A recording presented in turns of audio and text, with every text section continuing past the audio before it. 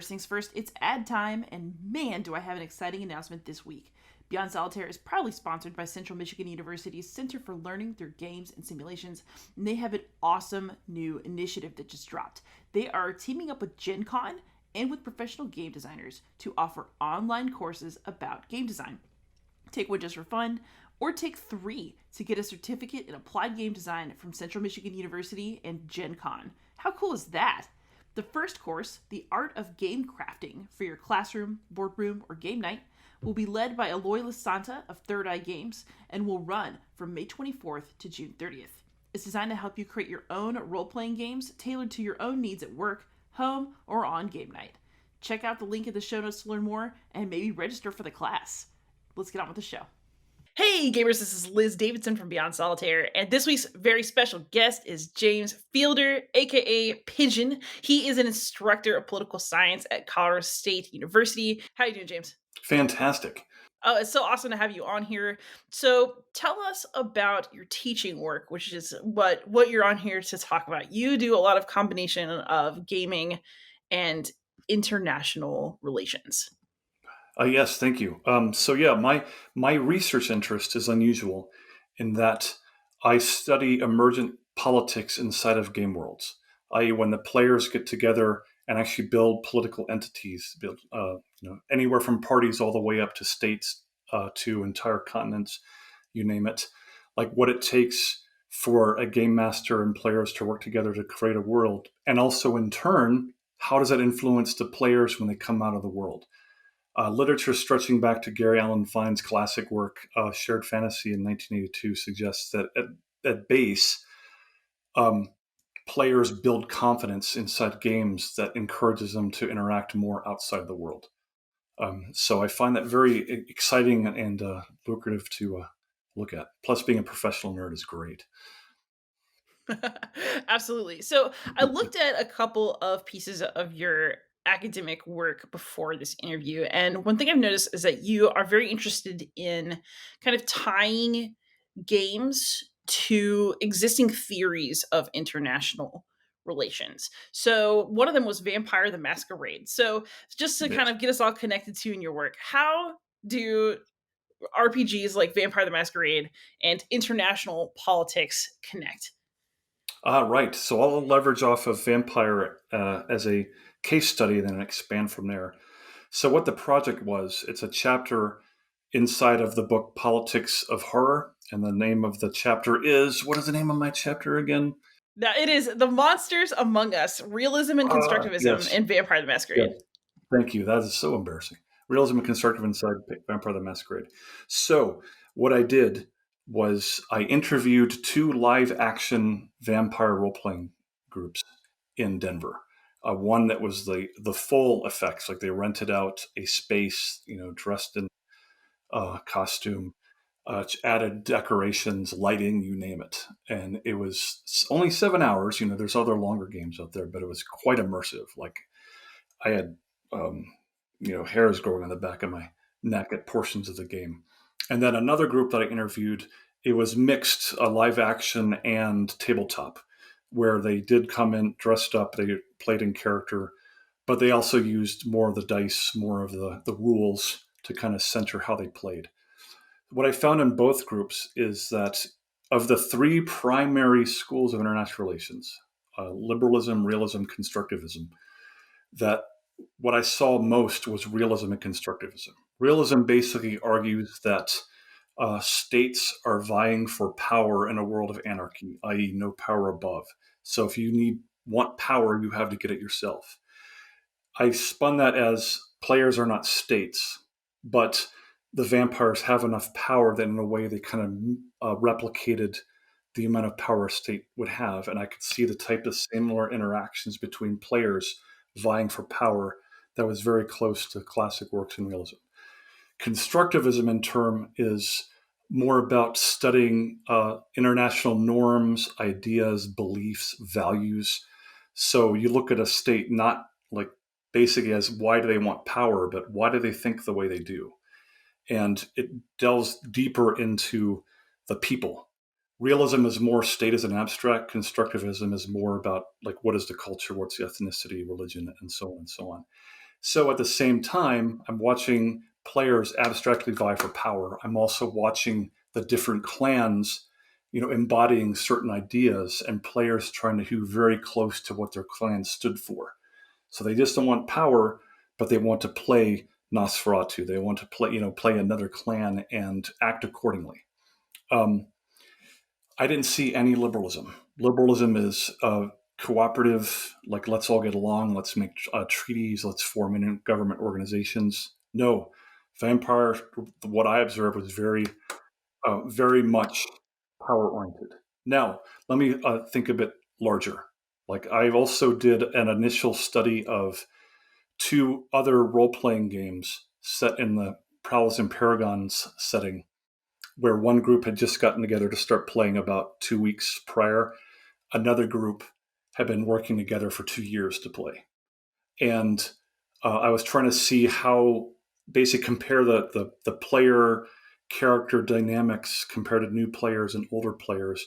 And in those settings, since they were cooperative, everyone working together to overcome an objective, there I saw more liberalist attitudes. Like, what can we do to cooperate? Instead of killing that non-player character, how can we help them? If we do help them, how does it create, like you say, wealth, prosperity, opportunity inside the game world, and so on? So um, games are pretty rich in that way. And I only talked about the three primary theories here. We could do critical theory, we could do feminist theory, whole diverse review of international relations theories if we'd like to. Awesome. So I had a question as I was looking at this, which is when you watch people play a role playing game, they probably did not go to the table with the assumption that what they did could be read politically or from a political science point of view. So how I know that you interviewed some of the players. How Mhm. did you get them to talk about their experience in a way that was useful for you and also authentic for them? Right. So two ways. First, ethnographic immersion, where for at least one of the games, the one that was the full up LARP production, no one knew I was a political scientist. Well, not no one, maybe three or four participants. And that for all they knew, I was just a first layer player character that could be eaten alive by everyone else. And I was just walking around talking to people but interviewing them as a character. It was only at the end of the game where the game director said, this pigeon over here is actually a political scientist doing an immersive study. And actually, if some people could get offended, but the whole room erupted in cheering and they're all happy. Like, woo, we're going to be famous, man. And after that, I said, hey, would anyone want to be interviewed both as your player and as your character and as you? And quite a few people took me up on the offer. Coincidentally, Genghis Khan in Denver was only 2 weeks away, and many of them attended there. So I just did the interviews there, and they were quite open. They said they sat down. I had prepared questions, and we just talked about how do you feel as your character, how do you feel coming out of the game as a player. Like, does it affect you politically? Does it affect how you participate? Um, One of my favorite examples, and this isn't necessarily political, but there's all sorts of intersectional dynamics here, was one of the players was a young black female doctor who was maybe 5 feet tall, 90 pounds soaking wet. So she's just this little woman, young looking woman. And she said, even though she's a fully trained medical professional, she's constantly dealing with people overlooking her at work. Like, oh, you don't know what you're doing. You don't know, you're inexperienced, or wait, you're an actual doctor. Like, and it just throws her crazy. Like, and so she's being young, black, female over and over again. In the game, she was a powerful vampire. I'm trying to think off the top of my head, like 13th generation or something like that. Anyway, she had power. So she felt it. And inside of a live action play, she embodied the power that her vampire represents. And she said, coming out of that carried with her very, very viscerally. So it actually would affect how she carried herself in work. With that, I'd like to diverge briefly to discuss uh, the whole sense of embodiment, like how that process works, because I think that'll be important for the rest of the sweet. All right. Um, So almost all my work leverages on a few classic texts. Johann Huizinga's Homo Ludens, or Man the Player, Roger Cawa's Man Playing Games, and Victor Turner's From Ritual to Theater. And there's this concept of liminality, also called the magic circle, in wargaming synthetic experience and in virtual reality presence. The idea that, at least for the first four, in a well-played game, players cross literally into this game space, this circle, that inside the circle, that's their reality.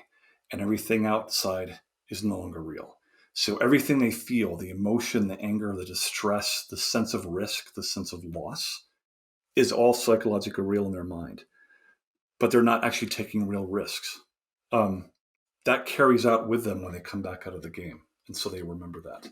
Presence for virtual reality is similar, but it's more about a player sees their character on a screen and they project their identity into the screen, into their avatar. And so there's some variance there.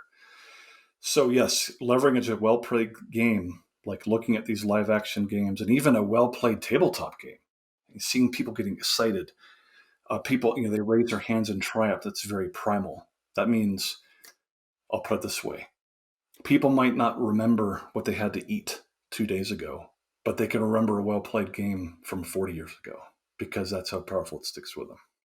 All right. So I guess my question is, so we're talking about embodiment. We're talking about these very personal emotions that are playing out in a game. But how does that translate to talking about politics, and especially politics on a more national or international scale? How do you go from the Ah, intense experience of the individual and generalize out to something bigger? right. So this, I'd say I'm going to go right into world building here. And I'm going to start talking about some of the stuff that, quote, drives me crazy, but I have to understand that fun in a game has to win over realism. My friend Sean Patrick Fandon likes to call it verisimilitude, right? It feels real, it's consistent, it's reliable, but it could be, it's all sorts of crazy. But if the player assumes it's real, they'll believe it. They'll suspend their disbelief. So some of the things, for example, I'm going to actually draw a little bit from sci-fi and fantasy literature and gaming. Starting with sci-fi and fantasy literature. So I taught a course at the Air Force Academy studying the politics of sci-fi and fantasy worlds called Politics of Worlds that Never Were, which was a lot of fun. But things we looked at were, would this world work in real life? So let's take the movie version of Return of the King. I'm going to assume listeners and readers have seen that. If Um, not, pause now. Everyone just go. Come back later. yeah, exactly. So as a professional political scientist, international relations trained, I watch the film and I see the big battle of Minas Tirith, and I'm thinking, where are the roads? Where are the farms?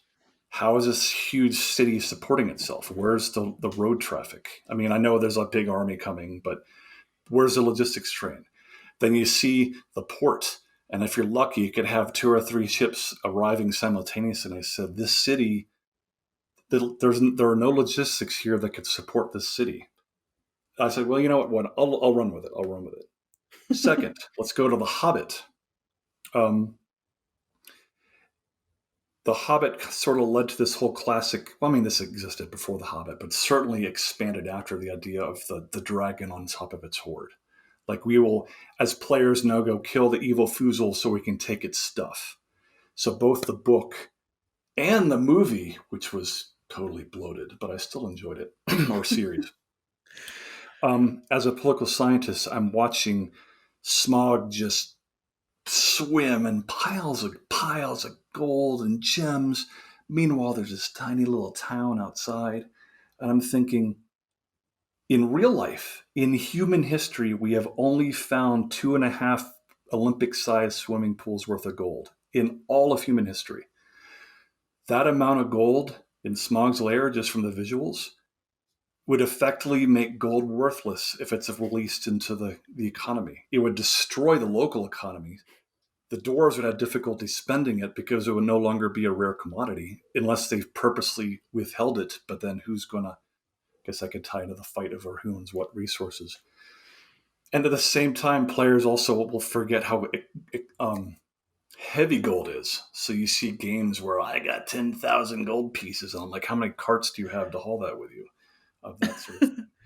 So now let me get into a game example. Now, to be fair, in an interview, this is probably 10 years ago. So I believe it was with Monte Cook. I'm pretty sure Ed Greenwood wasn't part of it, but I'm pretty sure it was Monte Cook, where they interviewed about how the Forgotten Realms was designed for Dungeons and Dragons. And they said, we know, we know that if you held this world really up to scrutiny, it falls apart. But for fun purposes, we had to make sure we had all these spaces and political systems and cultural groups that and religions that people could get a variety of gameplay styles. They want some sort of Middle Eastern themed setting, they got it. They want some sort of South American theme, they got it. And this also goes into how you do cultural appropriation, all that. But I'll table that for now. But even so, I use Forgotten Realms in my class because I'll say, if you back up, let's forget what Monte Cook said for a second, and let's actually tear this setting apart. How many rulers, from an international relations perspective, from a realist perspective, how many rulers would allow a 20th player character party just to wander across their country?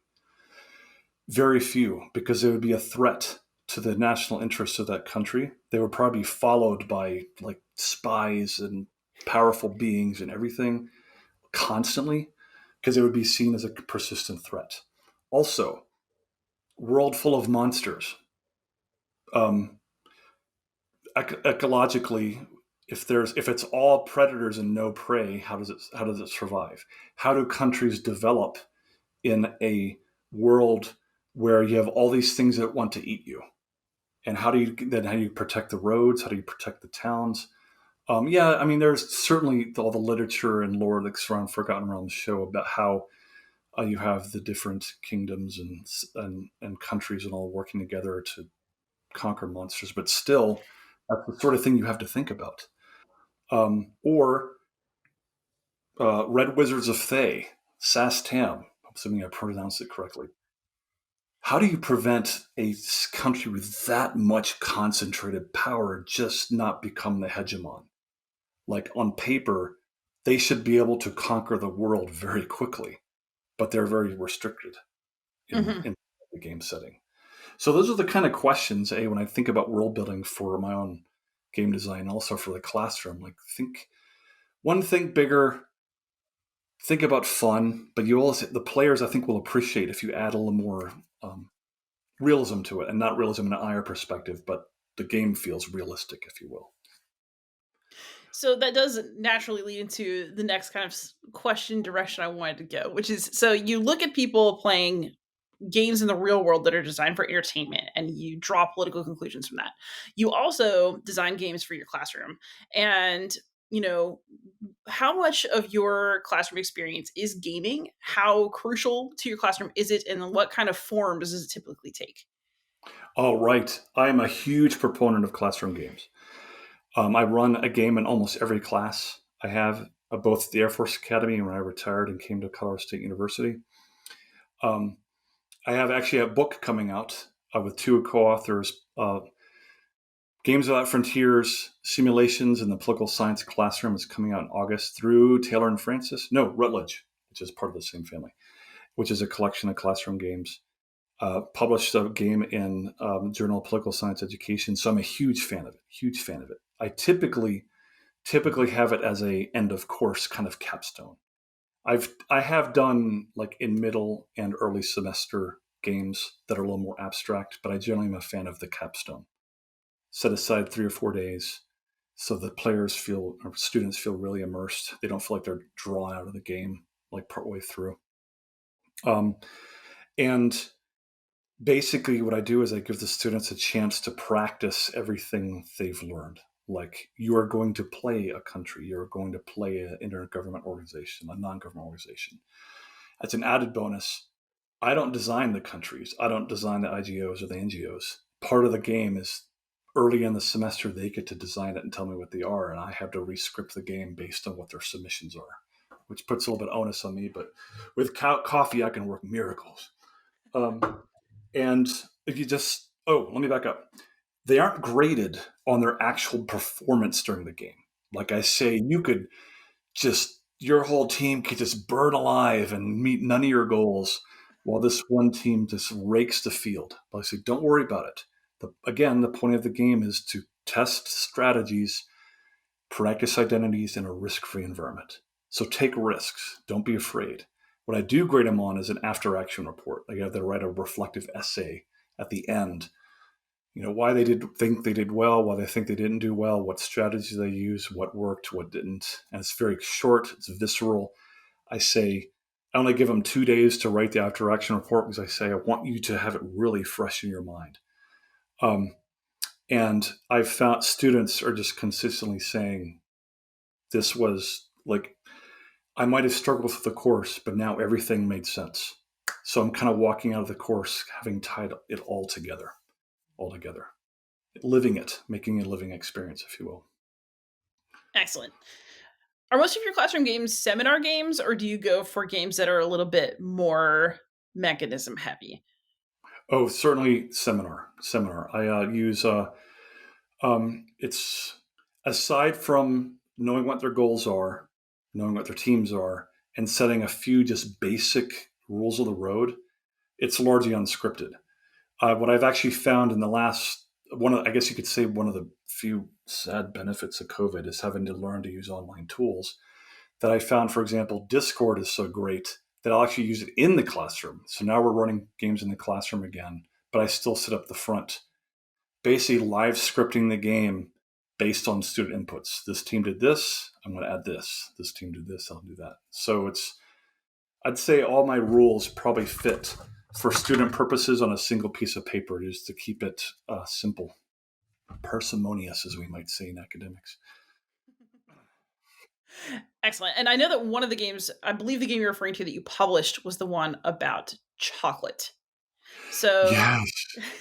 could you describe that game for our audience here? Yes. So it's called the let's see, Narrative History of the Chocolate Wars, a short and tasty bargaining game. It published in the Journal of Political Science Education. If I was better prepared, I remember what year it was, 2019, off the top of my head. So I actually ran this. I had 2 tours at the Air Force Academy. This was during my second tour, 2016 to 2019. I ran a version of it every semester. This is one of the rare occurrences where I actually had a game that was designed to be played earlier rather than later. And I made it very abstract. Like, I just want my students to understand the basics of realism, liberalism, and constructivism. Whatchamacallit? I basically had them create abstract teams, and they were all countries. There were no IGOs, NGOs, it was just states. And they had to fight over chocolate pieces. Like, each team had various goals. Like, they had to get this many chocolate pieces or make sure that team didn't get chocolate pieces. The power in that, like, yes, it cost me a lot of money. Chocolate was expensive then. It's even more so now, is that the students sit down to play and they see this mountain of chocolate in front of them, and I'm doling it out to the teams. They can touch it, they can smell it, they can feel it. So they're like, all this chocolate's mine. I don't want the other team to get it. So now it's something they start fighting over. And they're fighting over, I don't want to say viciously, but they certainly are taking their chocolate seriously. And even what was amusing is no matter how many times I told my students, trust me, you will get chocolate, but please don't eat the pieces I've set aside for the teams because they're carefully measured. Immediately, someone would just eat a piece of chocolate, like an animal, chocolate coming down their face. They're like, I'm sorry, sir. But yeah, what made it so great is so they can see these theories in action because they can physically and literally see the pieces going back and forth between teams, and they remember it. Like, I got to practice power by playing with Hershey's bars. So yeah, it was a lot of fun. It was a lot. I should do it again. Well, problem is my similar course, geopolitics course at the Air Force Academy was like 25 students. Current World Problems course at CSU is 150 students. So that would be an expensive amount of chocolate. Oh my. So, there's a couple of things about this chocolate game that really interested me, and I think the first one is that by having chocolate essentially be representative of the economy and of resources, Hmm. um, a default assumption of that game is that resources are very limited, and you win by getting that controlling share, or I think they all had some different goals. But what does that mean for like the kinds of lessons that you're imparting through your games in your class? Especially because we Ah, talked about liberalism and teamwork. So how do you mhm. teach students about teamwork while also teaching them to fight over a limited supply of chocolate? Right. Fantastic question. Um, I would say the ultimate lesson I at least taught in the chocolate game, but certainly now at CSU in the bigger, um, I guess you could say, seminar game. Cat, hey, I think there's a cat down there too. Yes, she's going for my mic. Whatchamacallit. I love it. Um, biggest lesson I teach is that war is costly and conflict is costly. So, yes, they can practice realism. They can go to war with anyone they want. But I'll put it this way. So, I've adopted a civilian life very well, but I was actually in the military for 25 years, enlisted in the Army for 5, and commissioned in the Air Force for 20. And you think military trains and prepares to go to war, but a valuable, I mean, we learned very early on in the military that we have something called unlimited liability. Once we are ordered to go to fight, we have to be prepared to lose everything. I carry that lesson over then into the classroom, saying if you decide to fight, you have to be prepared to lose everything, even if you build an alliance. The whole alliance could fail. Oh, this is carrying tinges of NATO right now, but work with me here. Without saying anything, the students will often kind of pick up, hey, maybe we should cooperate. And they actually start saying, "Hey, Professor Fielder, can we make a treaty?" I'm like, "Absolutely, you can make a treaty." And I've found that most games actually do end with teams trying to find a way to work together to overcome problems and not fight. Not 100%. I've seen some real warmongering teams out there, but generally speaking, liberalism is usually what wins, wins, not realism. Oh, that's really interesting. I think that especially that's interesting as we kind of have current world events that we're fighting over right now. Mhm. Yep. So, for those of you listening in the future, we are currently still mid Russian invasion of Ukraine. I don't even know if it's mid. We're like 8 days in at the time Yeah, of this something like recording. that. Mhm. Yeah. Yep. So alliances and what they mean matter a lot, and are in the forefront of our minds more than they were 2 weeks ago, I think. Yes, 100%. So the other question I have is that you're using your games, at least in your publications, right? You're either looking at games to kind of bring political theories to life, or you're using games to explicitly teach theories. And I think that's worth talking about. Like when we say, why are theories so important? And what is the value of teaching theory as opposed to this is historically exactly what happened in X situation, and this is what you should take your lessons from. I think as we talk about theory, and we'll talk about it more, like why does it matter? Right. Um, so, disclosure for the historians watching, I actually have a bachelor's in history, not a bachelor's in political science. So, I actually do appreciate the historiographic method, like basically, how do we build an understanding of this is what happened? And that does carry over into political science, or if we do a case study, trying to build an accurate case. But theories are useful. Let me back up. Theories aren't perfect, but theories are useful for kind of making sense of the world. In the social sciences, unlike the hard sciences, and in the comments, if any STEM person wants to come and crush me, you're welcome to do so. Basically, in the hard sciences, let's say physics, once you've calculated a trajectory to get from point A to point B, odds are the math is not going to change next week or the week after. But Yeah. trying to measure human decision making, why humans behave the way they do, is quite difficult. Um, And so, at least in political science, we've built these large meta theories, or they're also called paradigms.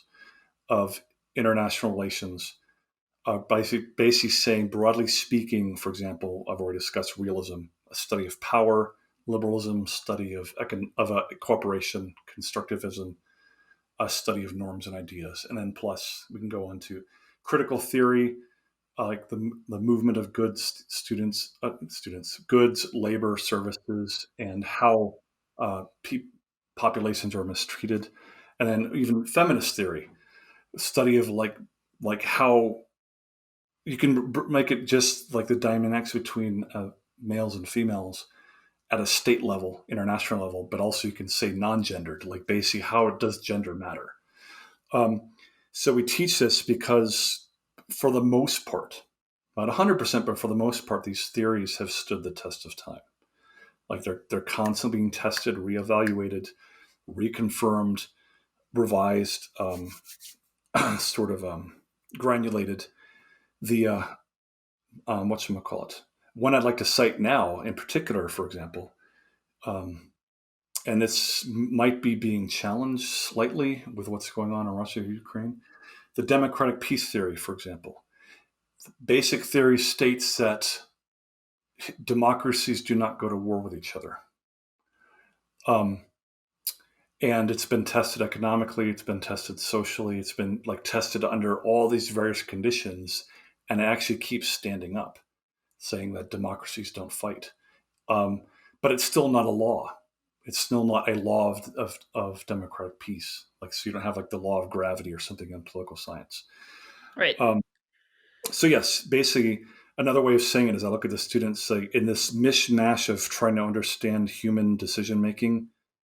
The theories make it a lot easier to try to compartmentalize it in some way. Yeah, and for me, I have a religious studies background. So for me, theory has always been just kind of a way of switching out the lenses to help texts look different and like Hmm. come at them from different angles. So yeah, I mean, I've absolutely read and taught the New Testament from, just a historical critical theory, perspective, which is, what most people consider to be like standard, but also maybe not. But you can take a feminist perspective, you can take a Hmm. post-colonial perspective, you can Hmm. take a liberation theology perspective, Yeah. and I also think that we talk about Marxist theory a lot in academic circles. And now, of course, with current legislative initiatives, people Hmm. are having an absolute freak out about the term critical race theory, which is, of course, not actually taught in K 12 education at all, but it's now like a huge bugaboo for a large part of our. But it's now like a huge, like, oh no, boogeyman, like for the entire, like, far right wing chunk of our population right now. So Yeah. when we talk about theory, like for example, when you talk about something like Marxist theory, which I know that you're conversant in, what does that actually mean? And I think it's really important for people outside of academic circles to hear about this. Like when you use Marxist theory, you're not saying I'm Marxist or Mhm. let's go communism. So does that play a role in your classes at all right now? And how would you explain looking at international relations through a Marxist lens for somebody who doesn't know? Oh man, you're going to put me in the spot here. Um, because of my, let's see, when I was going through my first tour of the Air Force Academy was just a master's degree, grad school, University of Iowa, back to the Air Force Academy, and then also my military career. It basically came down to the three: realism, liberalism, constructivism. Those were the three that I basically developed an expertise in, that I used the most often. Marxism and Marxism is probably my weakest because I've never had to use it except to maybe touch on it briefly in class. Even when I taught international relations theory at the Air Force Academy, I exposed the students to it, but I said, but in your military career, odds are you're going to run into the top three. Um, Now, but I will back up and say you're right. You're right. Like someone who's not in academia will look at somebody who's a Marxist specialist or studies Marxism, and they're going to say, "Oh, that man's a communist," like, or "Woman's a communist." Like, no, they are studying Marxist. There's a difference. Like, they're examining the world through the lens of this theory. That's not necessarily saying that they are a Marxist. Oh, they could be, but that's their personal thing. But a good science is trying to remain as objective as possible. Even if you're practicing normative science, i.e., the way I want the world to be, not the way it is, still depends on objectivity. Like you don't want to build your case based on the data that fits your worldview. You build it, random, probabilistic. I've tried not to select in the dependent variable unless it's a unique case. And I've used Marxist theory, realism, liberalism, whatever, or the various sub theories of those, and I found that there's no result. It's null. So therefore, I'll say that my hypothesis is disproven.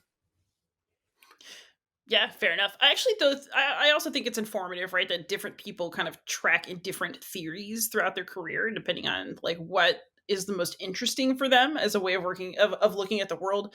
So, I mean, I'm not a huge Marxist theory expert either. I just kind of understand it as kind of looking at texts or looking at contexts in a way that kind of privileges what you're looking for. Like you're looking for conflict between the working class and sort of the kind of wealthier class. At least that's Yes, how it is in the United yes, States. yes. But You, so you could do Marxist theory without ever being into communism at all. You would merely be looking at capitalism and its effects on our society and like who owns what and the position of right, workers. right. I would like to, if I may, you Yeah, actually touched on something earlier that I want to kind of run with. by all But I will means. add, before we move on here, what's nice is in a department, I don't have to try to master everything. I know who in my department who is a critical theorist or who's a Marxist or a feminist. I can go to them and say, help me here.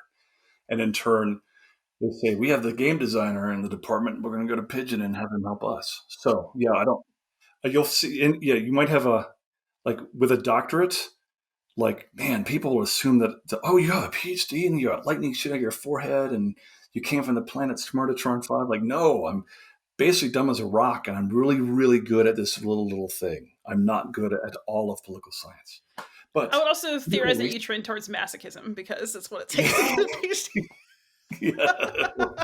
yeah, right, right, man.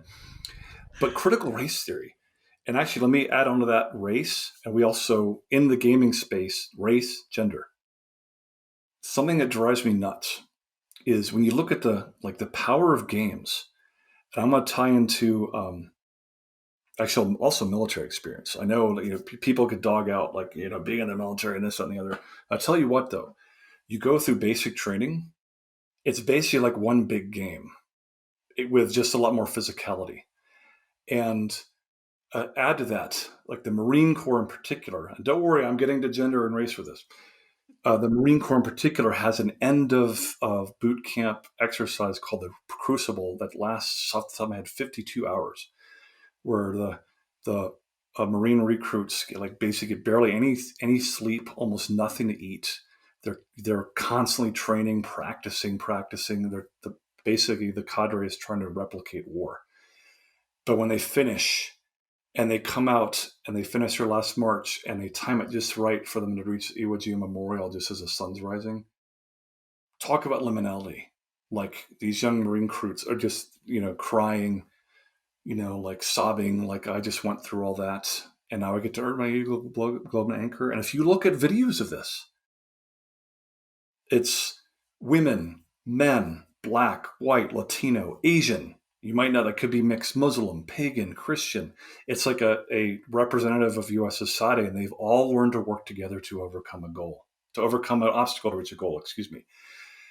Now let me back up to just the gaming table. Playing a game, again, Magic Circle. Players working together to overcome an objective that is highly stressful. And it could just be people rolling dice, but now they're like, gotta blow on these dice and make sure I get that roll. Psychologically, they are overcoming a real objective in their head. And one of my favorite examples from that, and any listener wants to remind me what study this came from, I might be Gary Fine, but I'm not sure that it was in his Sheer Fantasy, was a study of a group of gamers that worked together for 5 years. And when they got to the end of the game, they failed. Like they failed against a big villain. And the dungeon master, so it was a D&D game, it was Dungeons and Dragons game. The dungeon master looked at him and said, what do you guys want to do? And the team was like, we're going to talk about it for a bit and we'll come back. A little bit of time passed, they come back, and the players with tears rolling down their faces, we're going to accept that we lost. Like, sometimes the good guys don't win. So like they will remember that for the rest of their lives. Now let's get to race and gender. People sitting at the table working together to overcome an objective. There should not be misogyny. There should not be racism. It should be, we are all coming from these diverse backgrounds, but damn it, we're together in the magic circle and we're going to win. When they come out of that, they should be best buds for life. Why that's not happening? Why I'm still reading, the RPG news or gaming news or whatnot, and there's still like all these types of, bigotry or anti-gender this or anti-race that happening together. No, we're all gamers. We should be coming together and actually learning. It's one big objective we're all working to overcome, and we can win together. And it just makes me sad. So, yes, that's my gender and critical race theory moment. Yeah, I mean, I think it's something that we as a community have to consistently work at until we're where we want to be, which may be never. But I won't be accepting defeat on that one. um, so I guess just one more kind of classroom related question, which is how do you get students to buy into the games that are supposed to communicate these concepts? Like, I'm sure, because I teach high schoolers, so maybe I'm just biased. But even with chocolate, I would have students who Yeah, would like look at the chocolate and be waiting to eat it, but not necessarily want to play the game. So how do you get people into that magic circle in the first place? How do you get them to commit? right. So yes, you always will have that the one student or one player or whatever that is not intrinsically motivated to participate. Um, the Oddly, the chocolate, well, not oddly, I guess this does work in my head. The chocolate one made it like immediately resonating with everyone that, man, if I participate, I can get some chocolate. So that was actually the easiest one for me to convince people to participate. But now, if let's say there's no like reward, the students say no, that okay, it doesn't matter if I win or lose, I'm not going to get graded on this. Um, all I'm going to get graded is the after action report, but that's just a paper. Um, what I found is as much agency as I can give the players, as much ownership as I can give the players. For that reason, for example, I don't build the teams, they build them for me. So as soon as the students get together as a roughly, my classes are so big right now, it's like 6-person teams. That's not ideal, but I'll work with it. I say, you're going to build me a team and you each have to have a position on the team. Are you an IGO, NGO, country, whatever, but you have to have a position.